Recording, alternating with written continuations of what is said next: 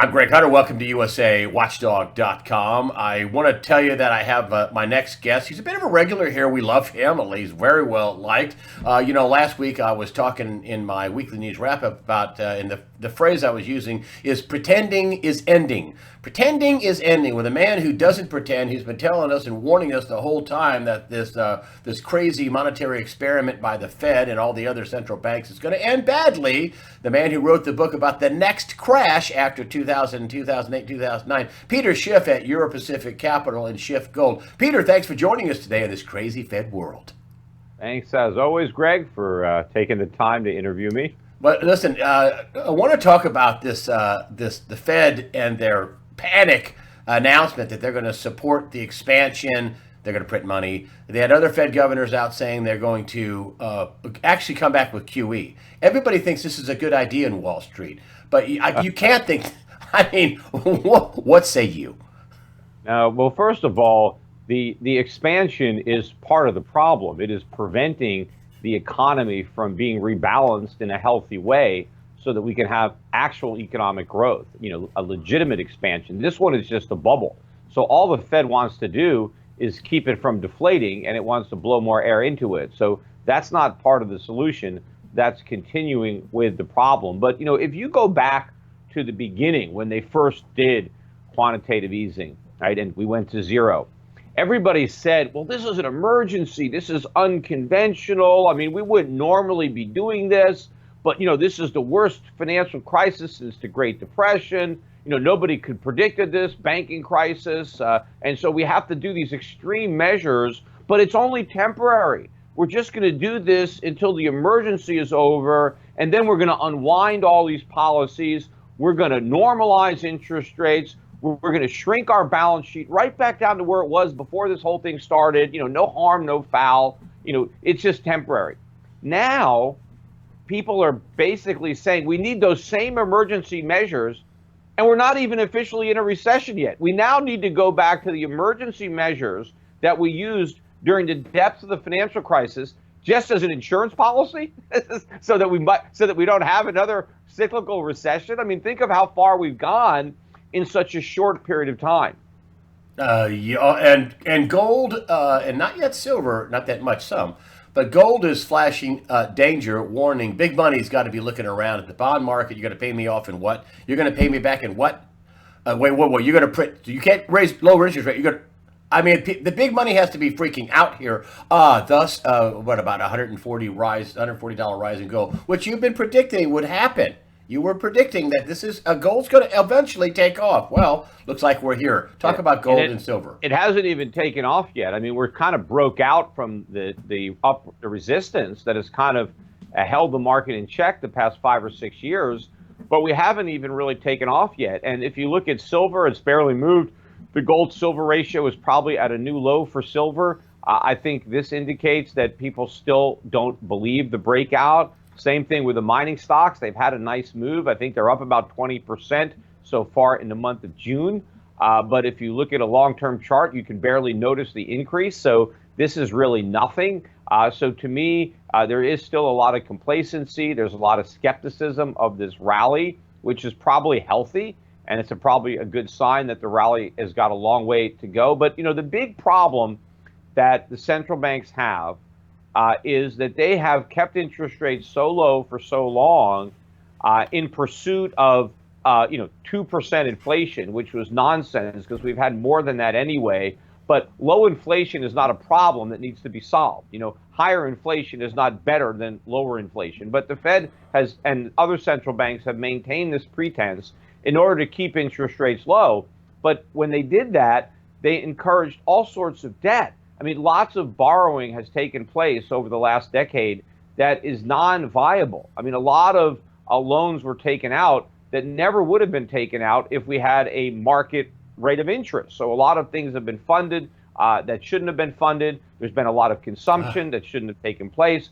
Governments have been allowed to get a lot bigger because it was cheaper for them to borrow the money they needed to dole out goodies to the people who voted for them. So all sorts of bad policies basically took place thanks to the monetary excesses supplied by the world central banks. But now we're at a point where all these inflation chickens are going to come home to roost, not in stock prices or real estate prices or bond prices, but in good old-fashioned consumer prices. Food, energy, all the things that we need to live are going to get a lot more expensive. And the central banks are going to be in a box because nobody is worried about inflation. Everybody is worried about a lack of inflation. In fact, if you look at these stress tests that the Federal Reserve just announced the results of last week, and they were, oh, this is great, all the banks passed. The worst case scenario that they could envision for the U.S. economy was one where inflation goes down, to like 1%, and the dollar goes up. That's the worst thing that the Federal Reserve can imagine, is the dollar gets stronger, right? And long-term interest rates go down. That's what happens. They did not stress an environment where we have more inflation, where we have stagflation, where not only do we have a rise in unemployment and a recession, but consumer prices and long-term interest rates go up at the same time. They're not even thinking that's possible, but that's actually probable. But the real problem is, right, when inflation rears its head, there's nothing the central bankers can do about it, because if they try to fight the inflation by tightening up on monetary policy, it's like slamming on the brakes. They're going to have to jack interest rates up very high, and everything is going to come imploding. The whole credit bubble is going to collapse. We're going to see, stock markets tumble, bonds go into default, bankruptcies, layoffs, bank failures, and the governments are going to have to start defaulting on their obligations to make payments for social programs or even interest or principal on their debt. So we have a massive crisis coming if the Fed fights inflation, but then we have an even worse crisis if they don't, which is what I'm betting on initially. As inflation gets worse and worse, the central bankers are going to say it's a good thing. They're going to say, oh, this shows that we won the battle over deflation, right? And they're going to allow it, but it's going to run out of control, and it's going to be too much of a good thing if although it never was a good thing to begin with. But that's why people need to buy gold, because paper currencies are going to lose a tremendous amount of value. And so if you want to preserve the purchasing power of your savings, you better be saving real money, not all this funny money that the central banks create. What do you make of some of the headlines here just in the last day or so that let's see, Chinese banks, they may get cut off from the SWIFT system and it could implode. You're talking about Iran saying that the doors, the avenues of diplomacy are closed, and then Trump saying, if you attack us again, we're going to obliterate you. I mean, he's using the word obliterate. You've got consumer confidence falling. It's just like you said, it's a terrible thing for people to have more buying power and less and less inflation. It's a terrible thing. But what do you make of some of those headlines? I mean, we have some awful headlines that aren't just caused by the Fed, but are caused by just the geopolitical. Everybody's in a scramble for money. Everybody's pinched and everybody's pissed. What do you think of that? Look, the economic data is weakening very rapidly. We are approaching recession quickly. That is why the Fed has done the about face. It's not just because they're trying to prop up the stock market, which they are, because remember, they built this so-called recovery on the foundation of a wealth effect. And so they're trying to preserve the illusion of wealth by reverting to the cheap money policies. But it's also the economic data. I mean, the air is coming out of this bubble very rapidly. I mean, look at the data we got today on new home sales. Despite the Fed bringing down mortgage rates, home sales are plunging, confidence is plunging. We had some economic data that has been the worst it's been since Trump was elected president. The only thing that Trump really has going for him is that the stock market is still higher today than it was when he was elected. But the only reason that is the case is because the Fed did the about phase. If the Fed continued to raise interest rates as it had indicated it would do back in December of last year, we would, I'm sure, be lower today in the U.S. stock market than when Trump was elected. But because the Fed did the about face, and now because they basically promised rate cuts, there's a 100% probability now that the Fed cuts rates at its next meeting in July, which means the Fed's going to do it because the Fed never disappoints what the markets expect. So were it not for that, who knows how much lower the stock market would be. Meanwhile, Donald Trump wants to keep taking credit for the stock market being higher when the only reason it's higher is because the economy is so bad that the Fed had to come to the rescue of the economy and the stock market with more of the very policies that Donald Trump criticized. Remember, when he was running for office, he was highly critical of the Fed, of Janet Yellen, which is why he didn't reappoint her, because he said she kept interest rates artificially low. She inflated a stock market bubble to make Obama look good. But when the bubble popped, it was going to be terrible. And he was going to change this type of cheap money policy, this kind of, phony economic growth. And he was going to make America great again. But now, as president, he is upset that Powell is not doing exactly what he criticized Janet Yellen for doing. He wants Powell to slash interest rates. He wants Powell to go back to quantitative easing because he wants the same phony economic growth that we had under Obama. The Fed has been saying that they've sent out their Fed governors from Chicago and presidents, wherever they are. This is what Richard Fisher, remember him, the Dallas Fed president? I couldn't believe he blatted this out on CNBC, which they never have you on anymore. I want to talk about that in a minute. But he blatted out, we injected the market with cocaine and heroin. He said that on CNBC. We injected the markets with cocaine and heroin. So how's that going to end for us? Well, how do you think it's going to end? I mean, being on drugs never ends well. Either we die of an overdose because we keep taking more and more drugs, or we eventually quit the habit and we have a trip to rehab. So there's no way that this could possibly end well. But yeah, CNBC doesn't have me on anymore. Although all these guys, they read my tweets, they follow me. I hear them saying things that I know they got from me, but they don't want to admit it. They're not allowed to mention my name on the air, but they talk about some of the stuff that I say without attributing it to me. But I still get on Fox Business occasionally, so they'll have me on once in a while. And I do some of the other cable show. I do One American News. I have on RT, but CNN or Bloomberg or Fox News, these shows never have me on anymore. They haven't had me on in years, and I think it's mainly because they don't like it when somebody from the financial world has these opinions. I mean, it's okay to have David Stockman out there because he says a lot of the same things that I do, but he's not in the investment world. Although they have Jim Grant on occasionally, and he says some good things. But they used to have a lot more bears on, I think, 10 years ago than they have on now. I don't know, how I got in the doghouse on so many of these shows. Maybe because they think that, well, you've been saying this for so long, we don't want to hear it anymore. So maybe after all of my predictions have come true, and so much of what I had predicted have already come true. People don't notice that. They don't, because they're waiting for the big things. They're waiting for the end game. Hey, where's the dollar crash? Where's $5,000 gold? Okay, we're going to get those things. But by the time those things happen, it doesn't do the viewers of these networks any good to now have me on to say, I told you so. Meanwhile, a lot of the things that I said would happen on the road to those things have already happened. Meanwhile, the people that have come on a regular basis have gotten so much wrong over the years. The only thing they've gotten right is that the market's gone up. But it's not gone up for the reasons they thought. It's just gone up because the bubbles got bigger that they don't even recognize exists. Yeah, well, the cocaine and heroin. It got bigger because of the cocaine and heroin. Nobody mentions that. He blurted that out, and the people on the set went, and that was so true. I mean, Daniel D. Martino Booth worked for him. She's been a pretty big critic of the Fed. She's been a critic of the Fed.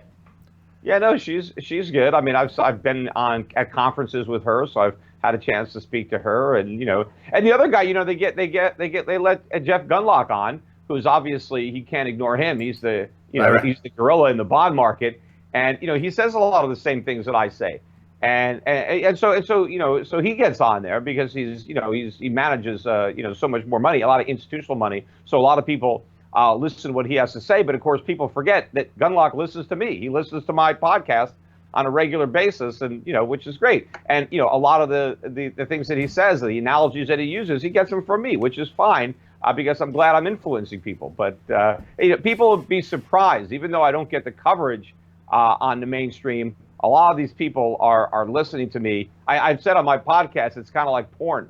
Like a lot of guys watch porn, but they don't want to admit it, right? So. A lot of people listen to my podcast. They just don't want to tell anybody that they do. Yeah, that's right. Well, I like having you on. Period. The end. And I feel guilt free Yeah. But what happens if the Fed? I mean, you said that the Fed, and this is my fear. This is what I'm thinking. I'm looking at this down the road, and this number one. My premise is it's not going to work the way it did in 2008 and 2009 when they started this crazy time. I said, so what happens if the Fed cuts a half a rate point and everybody goes sell, sell, sell? What happens then? Yeah. Look, I don't think it's going to work. I mean, first of all, when they did, went to zero last time and in QE, right? It took everybody by surprise, right? Remember, in the summer of 2008, nobody was worried about the economy. Nobody was expecting rate cuts. Nobody was expecting QE.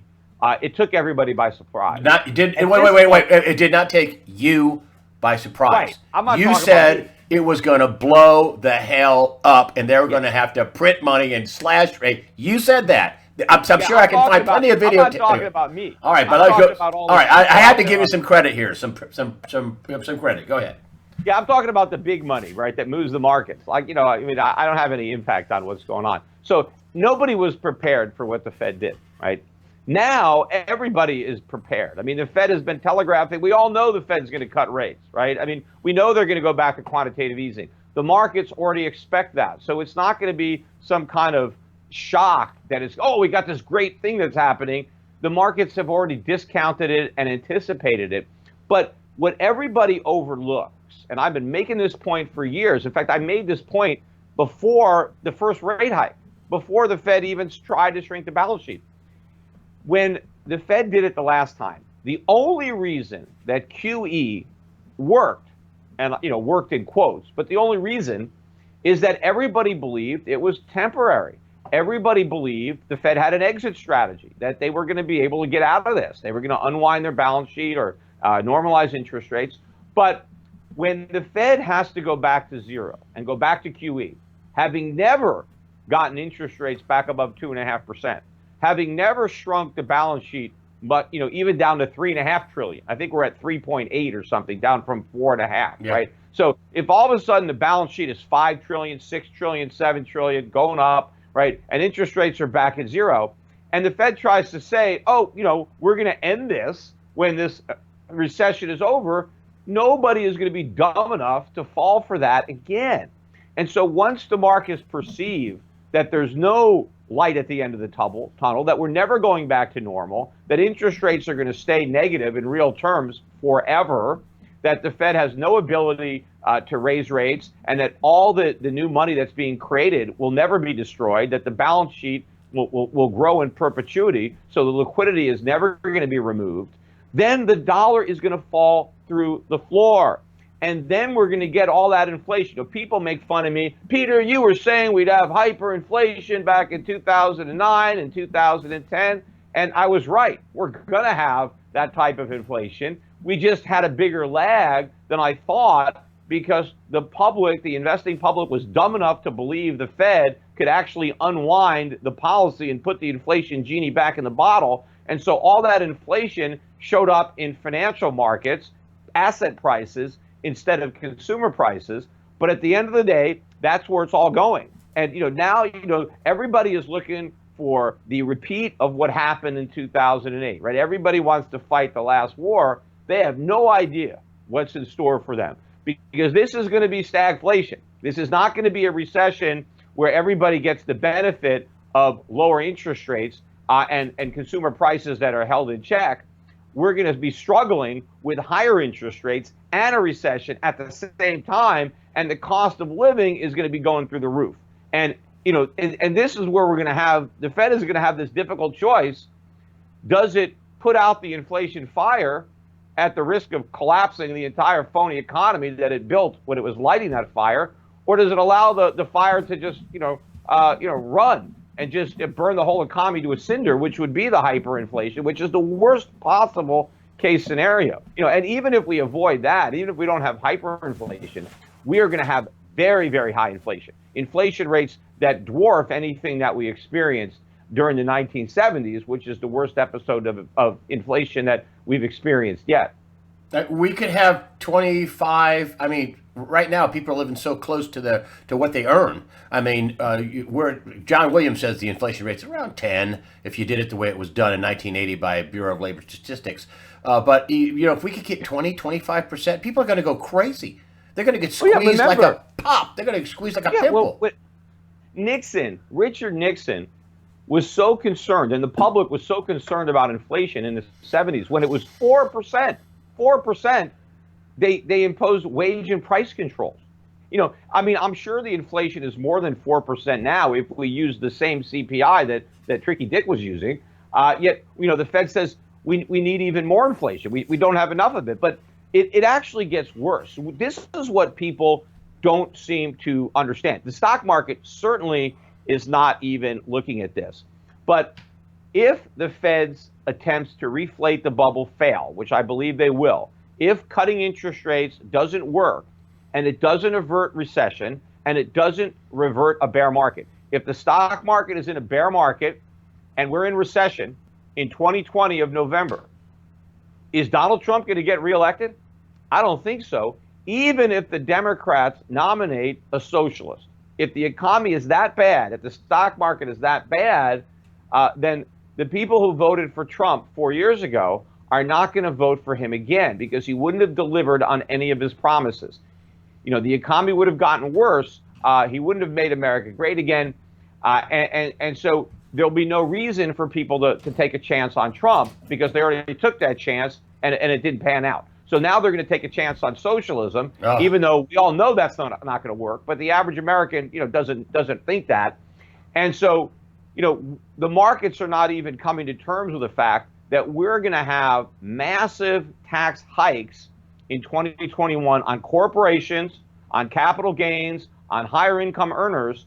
But that's not going to be nearly enough to pay for all the social programs that are going to pass through Congress. So we're going to be looking at budget deficits a year, annual deficits, $3 trillion, $4 trillion, $5 trillion. We're going to be running, this MMT experiment, which again, we don't need to run the experiment. We've seen how it worked in the Weimar Republic, in Zimbabwe, in Argentina. You can't fund a socialist agenda with a printing press because we know how that ends. So things are progressing in the worst way they possibly could. And there is just maximum complacency out there that nothing is going to go wrong. Murphy has a law. Anything that can go wrong will. Well, we got so many things that could go wrong, and unfortunately, they all will. Okay, what about the so-called reset? And this is not some conspiracy theory. I mean, Christine Lagarde has talked about it a million times. The reset, the economic reset, the debt reset, basically. Could there be a giant global debt reset? I mean, China is up to 40 trillion or something, because they can't let us print money like crazy and them not do it too. And, by European unions buying bonds, they got 13 trillion in negative paying interest rates. I mean, all this debt. What happens if they just have a big debt reset? Could that happen? Yeah, well, the one thing we know that's not going to happen, the debt's not getting paid off, right? Oh. That's the one thing that's impossible. So if you can't pay your debts, well, then you have to default, right? You have to get the reset. The question is, how do we do it, right? Do we get rid of the debt by inflating it away, or do we get rid of the debt honestly by defaulting and not paying, right? Those are the two ways to do it. Now, the most politically expedient way is through inflation. But I think what the politicians are hoping is that they can inflate it away slowly so that nobody notices, kind of like, boiling the frog and he doesn't jump out of the pot. But, I don't think it's going to work. I mean, the bond markets will eventually sniff it out, and too much of the debt is short term, and rates are going to spike, and it's going to be impossible. Just like, nobody can get a little bit pregnant. They're not going to be able to just get a little bit of inflation. There's going to be a tremendous amount of inflation. They're going to get far more than they bargained for. And, this is going to be a monetary disaster, and an economic disaster. But, at the end of the day, right, when we get through this, it's going to change the world because the world right now is screwed up, and America screwed it up by taking the world off the gold standard in 1971 and then having the dollar become the world's reserve currency. And then we basically corrupted the monetary policy all over the world. I think it's the United States that ultimately is the reason that Japan is in the shape it is and Europe's in the shape that it is, because we took the world down this path. And once the dollar crashes, and Americans can no longer export inflation and bad monetary policy all around the world, and Americans can no longer live beyond their means when we actually have to produce stuff and we want to consume it, and we actually have to save money if we want to borrow it, right? This is going to be a gigantic relief for the rest of the world, particularly the emerging economies that have been shouldering the burden, right, of the American consumer and the American economy for decades, right? All of a sudden, they're going to reclaim their wealth, reclaim their production, their savings. And so I think you're going to see a boom outside the United States in particular areas as you see a bust inside the United States. Now, this bothers me as an American that we're going to go through this. The optimist in me would say that maybe we will see the error of our ways. We will recognize that the reason that we collapsed was because of government and central banks and central planning and the welfare state and all the things that we did wrong. And if we could really make America great again by going back to free market capitalism. So if we could do that, then maybe the pain will be worth it. Unfortunately, the road back to free market capitalism may take a long detour to socialism. We might have to go all in on socialism and get a belly full of that before we puke it all up, before the American voter is ready to try freedom and capitalism again. And hopefully I live long enough to see that, because I'm 56, so I don't know. What should the common? I get this question all the time. What does the common guy do? I mean, they're listening to this interview. So what do I do? What the hell do I do? What's coming? Well, what do you do? What does a common guy do? Well, look, I mean, you can't look. There's nothing that the average guy is going to do to alter the fate. I mean, we're on a collision course with this disaster. So, I mean, all you can do is brace for the impact for yourself and try to protect yourself, protect your family as best you can as far as your investments. That's why I'm trying to get people to own physical gold, through Schiff Gold. I'm trying to get as many people as possible, to send me their portfolios so that I can manage them in foreign assets, in foreign stocks, developed markets, emerging markets, gold stocks. I mean, I think my strategies, which have been out of favor, while the dollar was rising, and even though the dollar's been rising the last 3-4 years, we've still had some pretty solid returns. But not nearly as high as those returns are about to get. Now that the dollar is starting to fall and gold is starting to rise, I think that we're going to make up for the underperformance over the S&P and then dramatically surpass it as we really move down into this bear market. And so a lot of people are going to get wiped out. A lot of people's retirement dreams are going to be just that, a dream, right? Because their money is going to retire long before they do. But if you want to preserve any semblance or any chance of retirement, I mean, now's the time, right? I mean, if you've been in the U.S. stock market, you've been lucky, but you got to get out. You can't press your luck because when the bubble pops, none of those paper gains are going to mean anything when they disappear. So you got to realize those gains now, but more importantly, don't just hold dollars and think that you're out of Dodge. You're not. You're right in the crosshairs. So you got to get your dollars invested in other currencies. You got to own assets in other countries. You got to collect income sources, dividends coming in the currencies that are going to gain the value that the dollar loses. And that's what I'm doing with my portfolios, with my mutual funds, my separately managed accounts. I mean, people, even if you don't have an account with me, you could buy my gold fund, which I actually just got an award on that. I had the #1 gold fund for the past 5 years and 3 years from Lipper and Morningstar. It's 5-star rated fund. But this is during the bear market, so I think it's going to do even better, obviously, during the bull market. But you can get my funds, my value fund, my dividend payers fund, my emerging market fund, my bond fund at Schwab, Fidelity, or you can also, have an account directly with me at Euro Pacific Capital, and you can get into my funds. Or also you can have a separately managed account where I manage your portfolio in one of these strategies. You can have a custom account. But the key is to get out of harm's way, get out of dollars, and try to benefit. There's going to be this massive realignment of wealth and purchasing power. Americans are going to get a lot poorer. We're going to finally have to pay the piper for all these years of living beyond our means and debt and consumption. But there's going to be other parts of the world where they're going to finally reap the benefits of their hard work, of their savings, of their investments and their production. So they're going to gain a wealth as Americans lose it. Well, you can join the winning team, right? But with your money, make sure that your money is gaining in value, gaining in purchasing power, not losing it. And that's what my portfolios are designed to do. I'm positioning investors to win the game, right? At the end of the day, when the music stops playing, we're going to have all the chips. Would you be a buyer of just simple physical gold and silver too, which you also sell? Would you be a buyer of physical silver? It just seems cheap. It's at 15, I don't know, 50. It was 15.40. I had David Morgan on calling a bottom in silver not long ago, and I think he's looking right. He says, it's about at mining cost. And so now Yeah, we're well, look, this is part of the bearishness in the sector. But if we're going to have another bull market in gold, which we will, right, and which is probably already starting right now that we've broken out of this consolidation, we're going to have a bull market in silver. I mean, I don't think we've ever had a gold bull market that didn't include silver. And in every gold bull market, silver is outperformed. So I don't think this time it's different. I mean, maybe it is. I mean, normally it's not.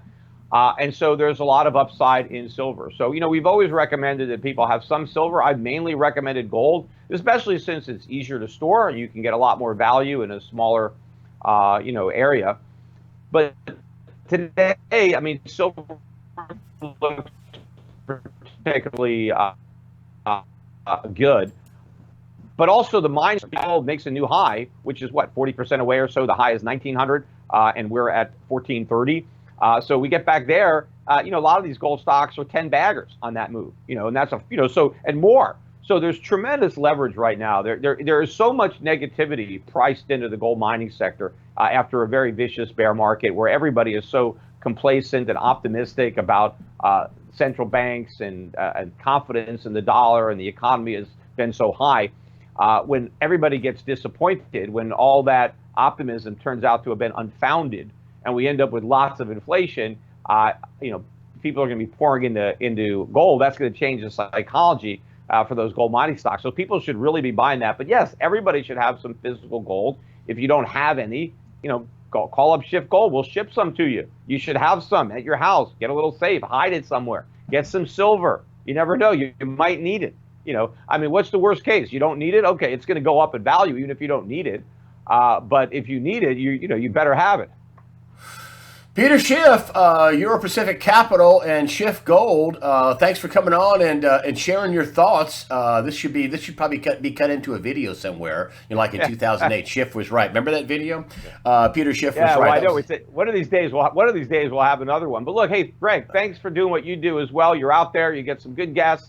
You're putting out good content, and this is where people have to go now. Fortunately, we have an outlet, right? If the mainstream media wants to deny us, a voice, we can get around them because we have the internet. This is part of the free market that the government hasn't corrupted. We can take our message directly to the people, and we can bypass the gatekeepers.